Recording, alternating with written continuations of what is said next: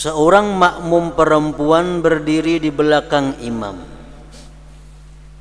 Kalau laki bini misalnya berjamaah, laki jadi imam, makmum nang bininya di belakang, persis di belakang imam. Kada usah bakanan bekiri, tepat di belakang imam.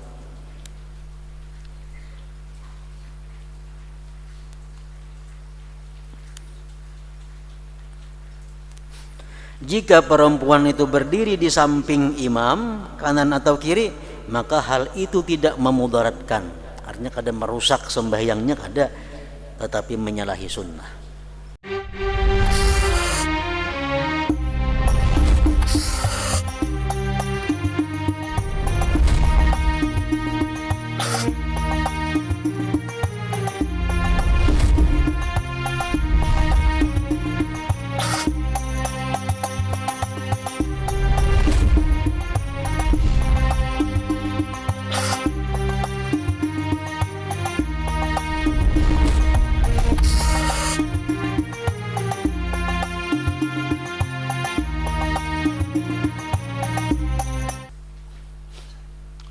Masalah pulang. Berdirinya makmum itu sunat dan fardu. Berdirinya seorang makmum di belakang imam ada nang sunat, ada nang fardu. Adapun yang sunat, maka seorang makmum itu berdiri di sebelah kanan imam, ke belakang sedikit. Sambayang berduaan. Kalau ada orang lain, imam saya kong, makmum saya kong. Nah jadi imam, makmum di sebelah kanan, mundur batis kurang lebih sakilan pada imam. Di sebelah kanan imam berdiri si makmum nih, mundur pada batis imam kira-kira sakilan. Nah, itu enak. Misal imam, makmum di sebelah kanan sini, batis imam di sini, batis makmum mundur kurang lebih sakilan pada imam. Nang jadi ukuran apa? Tumitnya, bukan telapak, bukan kukunya, jariji, kada, tumitnya nang jadi ukuran.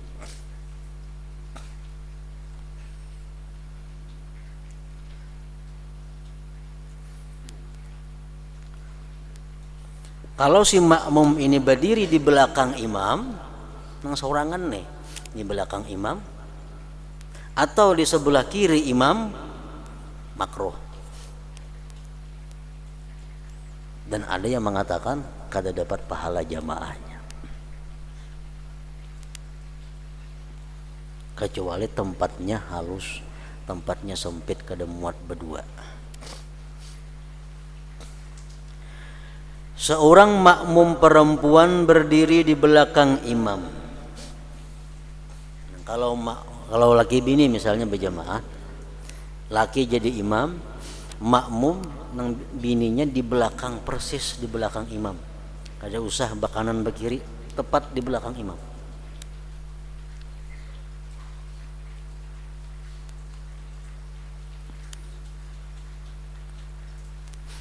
Jika perempuan itu berdiri di samping imam, kanan atau kiri, maka hal itu tidak memudaratkan. Artinya kada merusak sembahyangnya, kada, tetapi menyalahi sunnah. Misalnya laki imam, bini makmum sebelah kanan atau sebelah kiri, itu menyalahi sunnah. Nang tepat makmum si perempuan ini berada sejajar pas di belakang imam.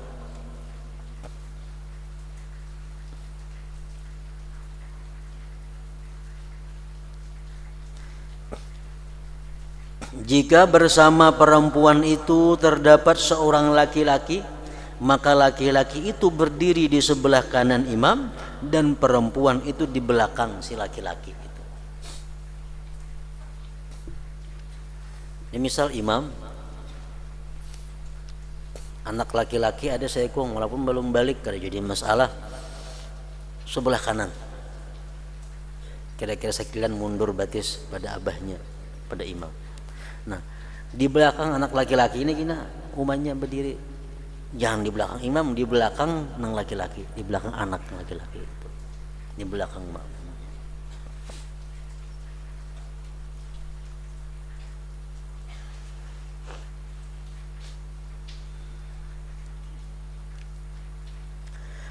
Dan seseorang tidak berdiri di belakang saf dengan sendirian,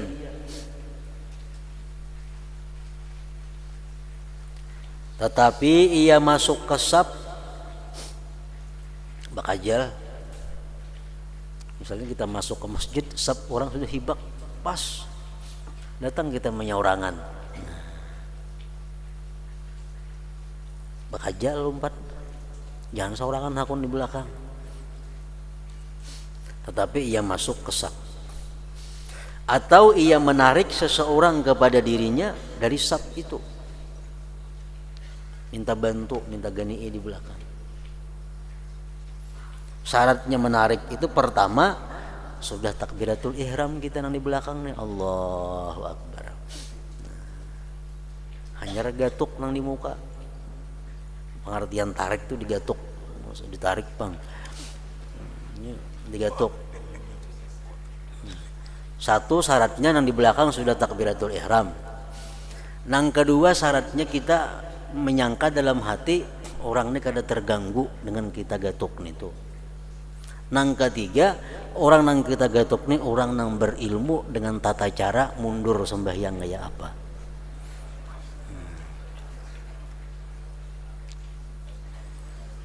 Amun dalam hati kita menyangka bahwa ini orang kalau ku gatuk ini terganggu, lebih baik kita sorangan saf di belakang. Atau orangnya kada mengerti dalam masalah ini, kada usah juga ditarik, lebih baik sorangan di belakang.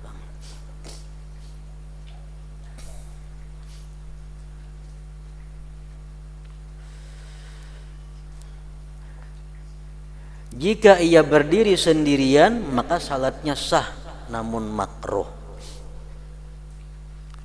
Misalnya kita safnya sudah hibak tadi, datang kita sorangan pas pembelakangan, menyaurangan. Ini makruh. Namun makruhnya ini apakah menghilangkan pahala jamaah atau kada? Itu khilaf lagi ulama. Ada yang mengatakan makruh sekaligus dia kada dapat pahala jamaah. Ada yang mengatakan makruh tapi hanya kada dapat pahala saf. Pahala jamaah 627 tetap dapat. Ada juga pendapat ulama macam itu.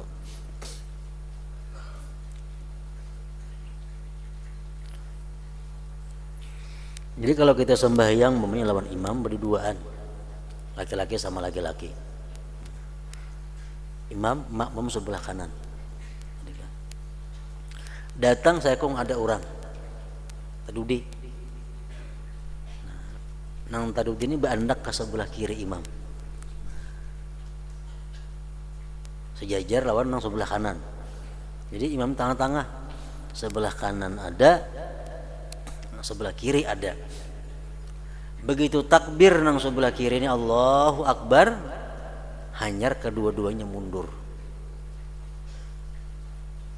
Kedua-duanya mundur. Nah, mundur hanyar kena baparak.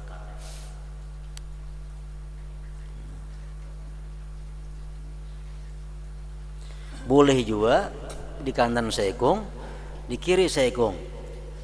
Di kiri sudah takbir Allahu Akbar, imam maju ke muka, tinggal di belakang berapat saja lagi. Kebaiknya itu bang menenang pertama tadi.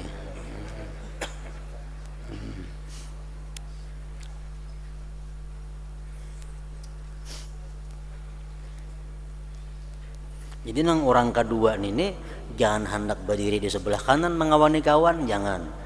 Jangan hendak berdiri di belakang menunggu, jangan. Ke sebelah kiri bandak.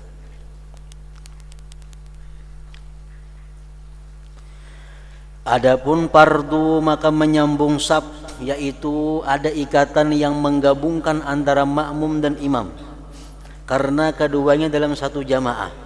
Jika keduanya dalam masjid maka cukuplah masjid itu sebagai penggabung karena masjid itu dibangun untuk itu, maka tidak perlu kepada sambungan saf.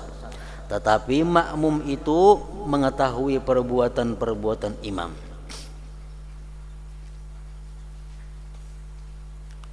Imam misal sembahyang di muka sini, di mihrab, tapi masjid atau langgar. Imam sembahyang di tempat biasa imam, si makmum sembahyang seorangan di belakang, di tengah puang ada orangnya sembahyang menyeorangan, pembelakangan dinya mah ikut nang di muka imam nih, cuma melihat saja gerak-gerik imam, sah walaupun jaraknya sapal pada imam. Umpamanya masjidnya luas panjang itu sapal, asal masih melihat saja gerakan imam, sah, karena sudah terhubung oleh bangunan masjid, itu nama hubungkan inya. Ini perkara sah, bukan perkara makruh atau kada, perkara sahnya. Jelas sudah itu makruh karena beparak kaum imam, cuma sah sembahyangnya.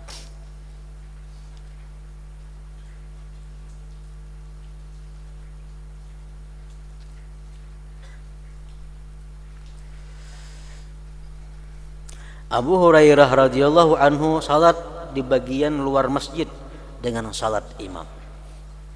Kalau Bapak, pelatar masjid termasuk masjid. Apabila makmum itu di halaman masjid, di jalan atau padang yang bersekutu dan di antara keduanya tidak ada bangunan yang berbeda-beda dan memisahkan, maka cukup dekat itu dengan kadar selimparan panah atau 300 sampai 400 hasta.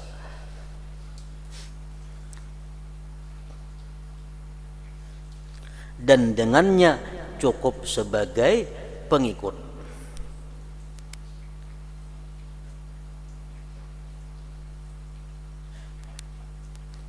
Karena perbuatan salah seorang di antara keduanya sampai kepada yang lain.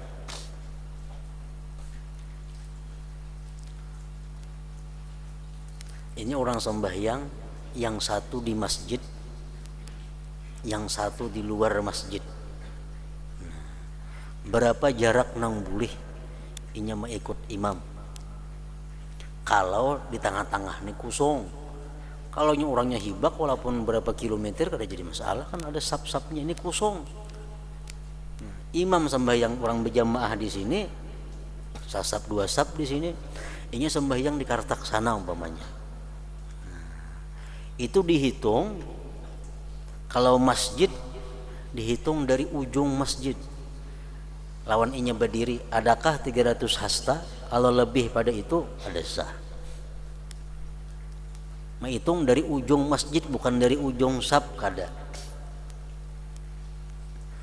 Nah, kalau inya sembahyang itu bukan di masjid, di musala umpamanya, di tanah lapang atau di rumah, nah menghitungnya dari orang yang sembahyang di sab terakhir sampai lawan inya di ujung sana berapa hasta. Bila di bawah 300 hasta, sah aja ikut. Asalnya melihat, mengetahui gerak-gerik orang yang sembahyang itu. Misalnya orang sembahyang di sini, baisi sab, 2 sab di sini, sembahyang di rumah seberang kartak situ. Ini melihat aja sih orang sembahyang, melihat orang rokok, melihat sujud, melihatnya pas berseberangan kartak. Nah di sini dihitung dari sab yang terakhir di musala, sab kedua misalnya, itu mulai sab kedua sampai ke rumahnya seberang kartak berapa hasta. Kalau kurang pada 300 hasta berarti boleh orang sana mau ikut. Lebih pada itu ada boleh. Pendapat yang kedua mengatakan 400 hasta, ada mengatakan 300 hasta.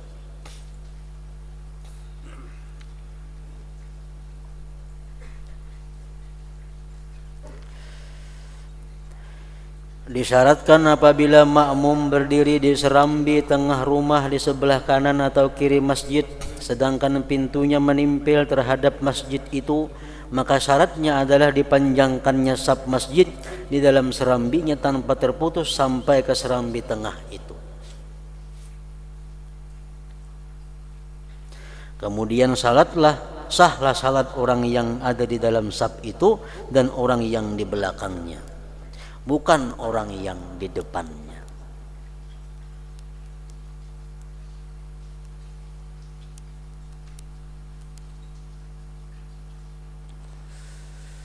ini masalah lain lagi, masalah masjid. Masjid ini berait lawan rumah kita. Ini masjid berait lawan rumah kita. Orang sembayangan di masjid, kita sembahyang di rumah mau ikut.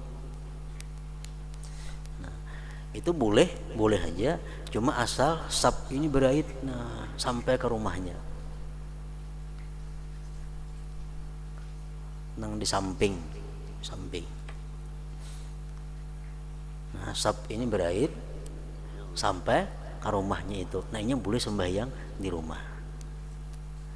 Orang yang di belakang inya sah juga, nang di muka pada inya kada sah.